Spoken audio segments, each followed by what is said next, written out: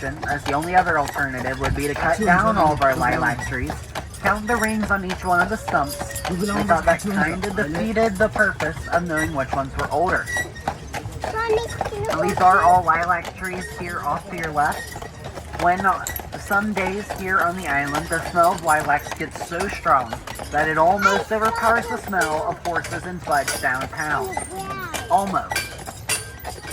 Now this is a Jack's Livery Stable. The stable's about half a block down on your left. There you can rent drive-it-yourself horse carriages. For that carriage, they're going to give you about a 10-minute crash course on how to drive one of these things, and then they set you loose on the island. Now, it personally took me about 5 days to learn how to drive one of these things, and I still give my boss a heart attack every time I go to leave in the morning. So if you can figure it out in 10 minutes, I'm sure she'll give you my job.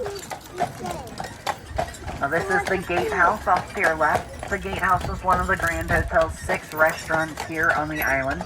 That was originally the French outpost established in 1971, but they did rebrand back in 2006. This is Little Stone Church. Little Stone Church is built out of limestone that was all quarried right here on the island.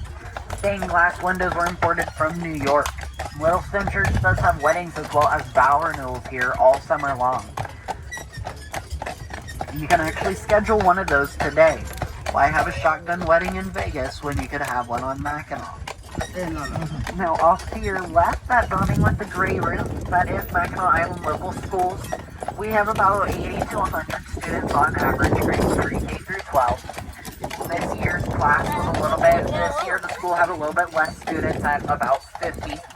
Graduating classes tend to range between 2 and 10. Imagine being the valedictorian of a graduating class of 2.